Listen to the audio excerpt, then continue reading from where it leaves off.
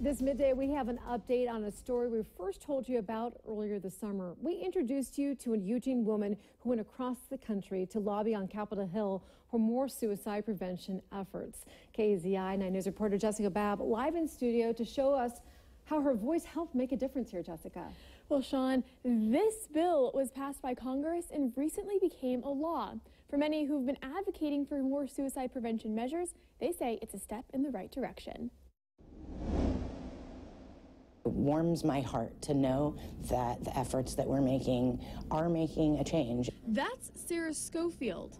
She's an advocate with the Oregon chapter of the American Foundation for Suicide Prevention. As KEZI 9 News told you back in June, she traveled to Washington, D.C., meeting with lawmakers, urging for more suicide prevention measures. Hello, we're here at the Capitol. And it paid off. A bill passed almost unanimously and was recently signed into law.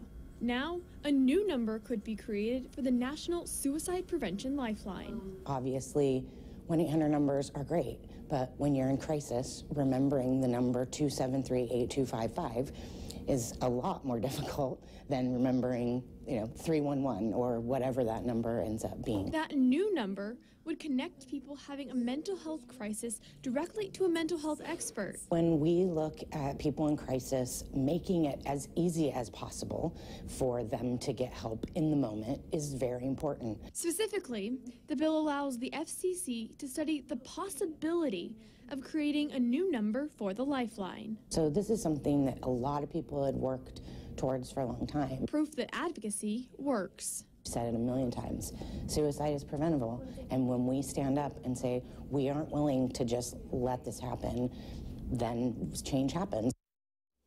And if you want to get involved with the Oregon chapter of the American Foundation for Suicide Prevention, you can participate in their Out of the Darkness walk coming up on September 30th at Alton Baker Park. Live in the studio, Jessica Babb, KEZI 9 News.